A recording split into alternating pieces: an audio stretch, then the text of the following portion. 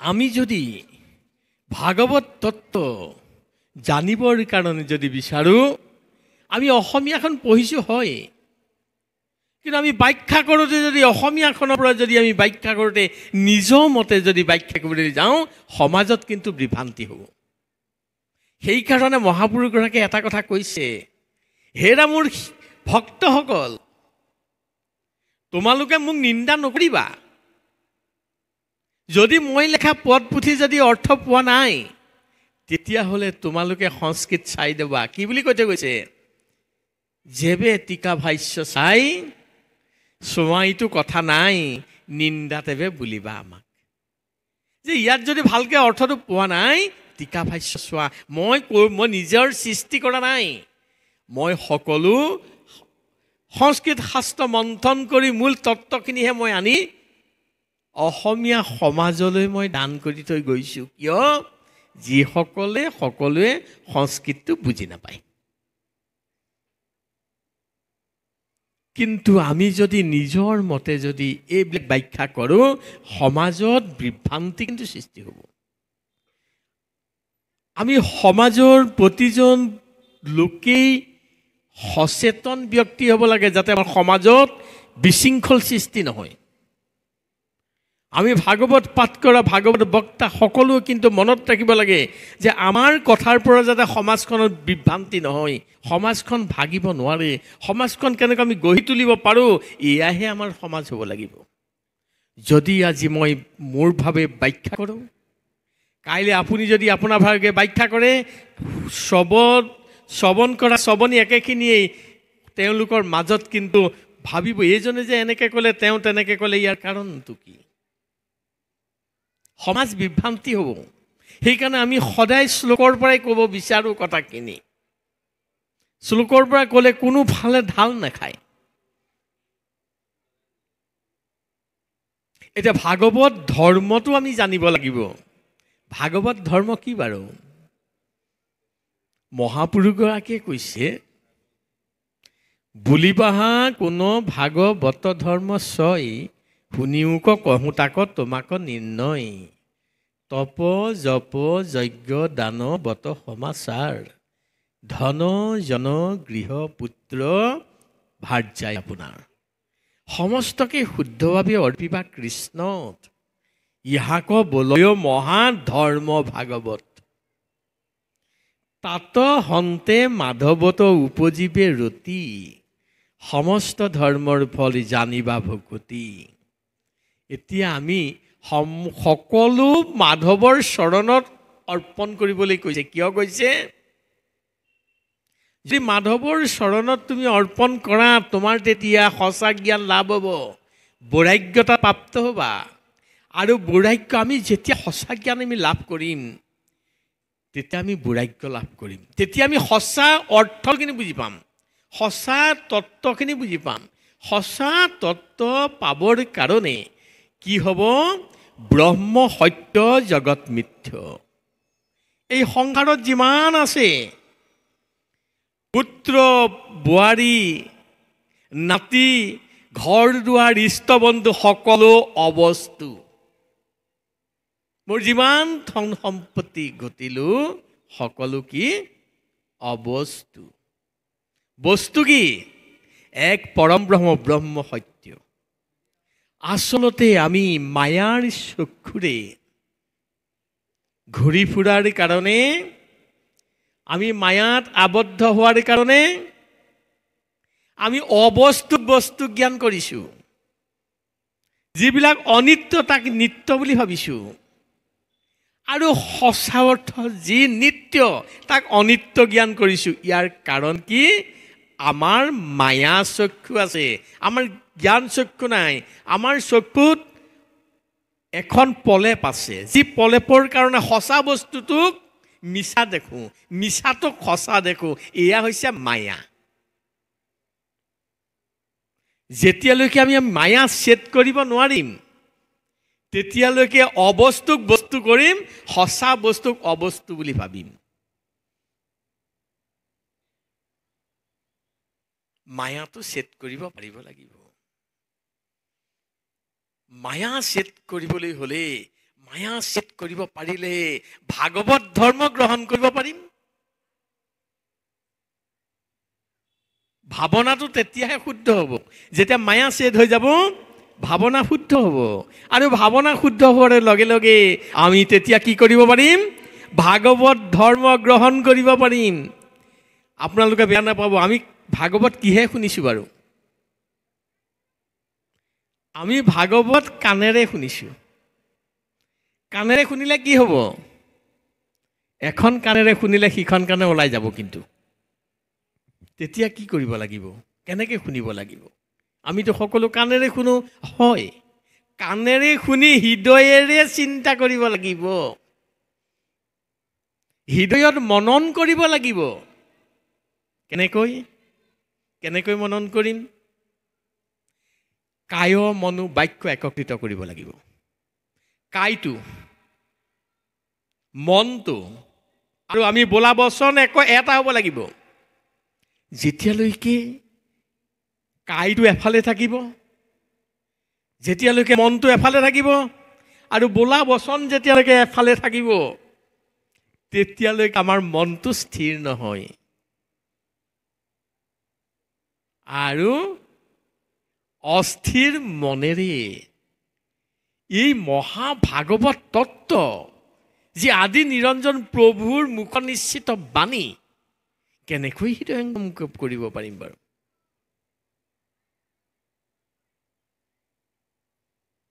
সেইকাৰণে মহাপুৰুষগৰাকীয়ে বৰগীতত কৈছে, অথিৰ ধনজন অথিৰ জীৱন, অথিৰ এই সংসাৰ, পুত্ৰ পৰিবাৰ সবেৰো অসাৰ। এইবিলাক সকলো অসাৰ। পুত্ৰ পৰিবাৰ এইবোৰ সকলো অসাৰ। অথিৰ ধনজন, যিমান ধনজন যিমান ঘটিলো চব অথিৰ যৌৱন, যৌৱন থকালৈকে থাকিল, এদিন কিন্তু যৌৱন ঠাণ্ডা পৰি যাব। তাৰপিছত কি হ'ব? ইন্দ্ৰিয়বিলাকে ক'ব যে মই তোক এইটো সহায় কৰিব নোৱাৰোঁ। অৰ্থাৎ সোৱাদটো কমি যাব, দাঁত আঁতহি যাব, চক্ষুৰে কম দেখিব, ইন্দ্ৰিয়ই ছিগনেলবিলাক কমাই দিব।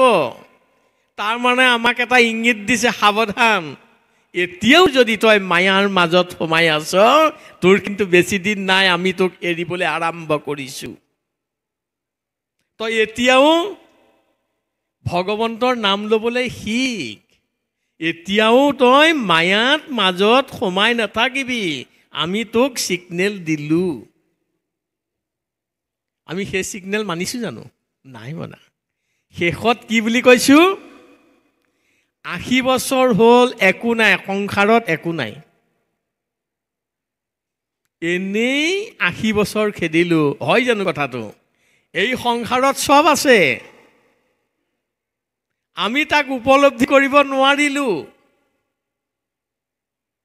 কিয়নো উপলব্ধি তেতিয়াই কৰিব লাগিছিল যেতিয়াই আমি সৰু আছিলোঁ।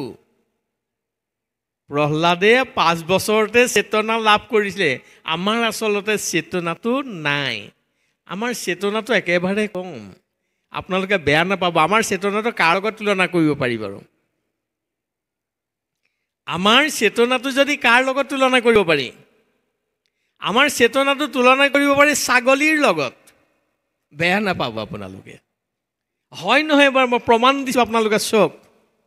এটা কচায়ে যেতিয়া 4-5টা ছাগলী নি পেলাই বান্ধি থয়, তাৰ এটা আনি পেলাই কাটি পেলাই মাংস বেছি থাকে, লগৰকেইটাক কঁঠাল পাত দি পেলাই বান্ধি থয়, তাহাঁতি আনন্দ মনেৰে কঁঠাল পাত টানি টানি খাই থাকে।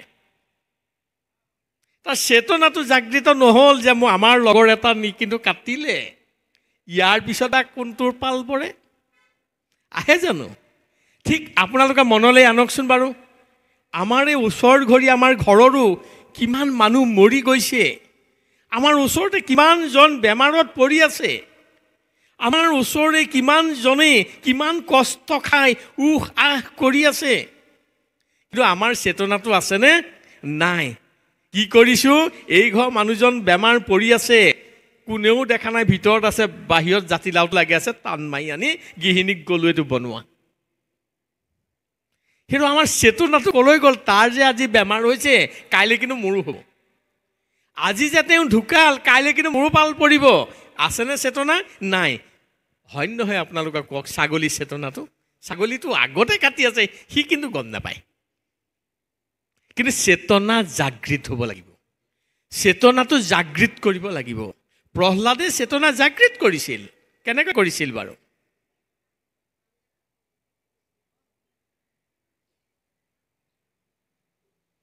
প্ৰহ্লাদে লগৰ ল'ৰাবিলাকক কৈছিল, হেৰা বন্ধুসকল, এটা কথা তোমালোকে মনলৈ আনাচোন, মনুষ্যৰ আয়ুষ বৰিষ সংখ্যক, অৰ্ধেক বিফলে যায় জানিবা নিদ্ৰাত, বিংশতি বয়স জানা যায়ু মল অন্তে, নেও দহ বৰিষ ধন উপাৰ্জন্তে।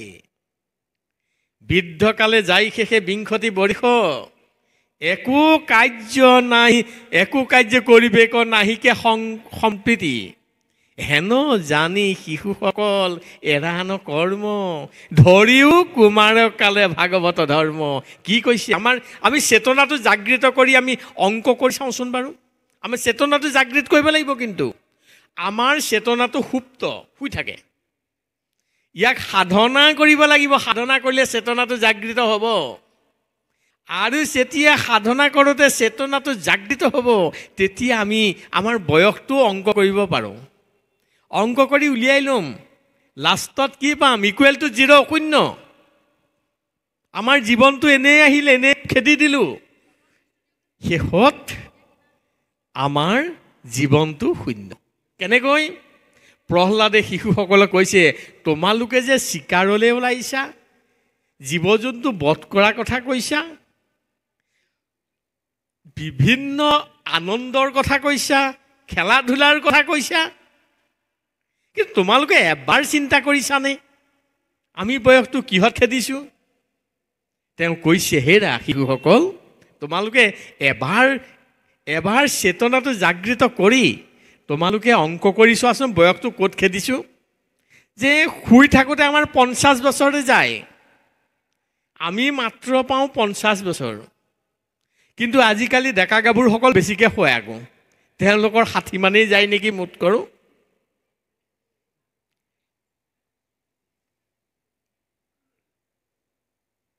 বাল্যকালত যায় 20 বছৰ, 50ৰ লগত যোগ দিয়ক 20 বছৰ, 70 বছৰ গ'ল। যেতিয়া যৌৱন প্ৰাপ্ত হ'ব, ধন সম্পত্তি ঘটিম, পত্নীৰ লগত ল'ৰা ছোৱালী জন্ম দিম, তেতিয়া যায় 10 বছৰ। কিমান গ'ল? 80 বছৰ। বৃদ্ধকাল যেতিয়া আহিব, ল'ৰা ছোৱালীয়ে থেকেচা থেকেচি কৰিব, বুঢ়াটো মৰা হ'লেই ভাল আছিল, অশান্তি ক'লেও যাব নোৱাৰা অৱস্থা আহিল। ভাত দিলেও মানে খঙত দিব, কিবা কিবি এনেকুৱা হ'ব। হোৱাৰ লগে লগে কি হ'ব? আমি ভাল কথা চিন্তা কৰিব কিন্তু নোৱাৰিম। ভাল কথা চিন্তা কৰা আমাৰ সুবিধা নাথাকিব। কিয় নাথাকে বাৰু? 80 বছৰ হ'লে মনত ৰাখিব, 3টা যমদূতে আমাৰ চুলিত পিছফালে ধৰি থাকে। নিব সময় হ'লেতো নিলেহেঁতেনেই, কিন্তু ধৰি থাকে। কোনোবা এটাই কিন্তু লৈ যাব। এই 3টা যমদূত আমাৰ পিছফালে ধৰি থাকে। 80 বছৰ হোৱাৰ লগে লগে কি কাৰ্য কৰিম বাৰু? সেইকাৰণেই কোৱা হৈছে, হেন জানি শিশুসকলে এৰান কৰ্ম, ধৰিও কুমাৰ কালে ভাগৱত ধৰ্ম। সেইকাৰণে কুমাৰ কালতে যদি আমি ধৰ্ম গ্ৰহণ নকৰোঁ, এই 80 বছৰ হোৱাৰ পিছত যমদূত 3টাৰ পৰা কিন্তু অব্যাহতি নাপাওঁ। নিবই কিন্তু তাৰ ভিতৰত কোনোবা এটাই, এৰি থৈ কিন্তু কোনেও নাযায়। 3টাই লাগি থাকিব। যিটোৱে বল বেছি হয় সিয়ে লৈ যাব।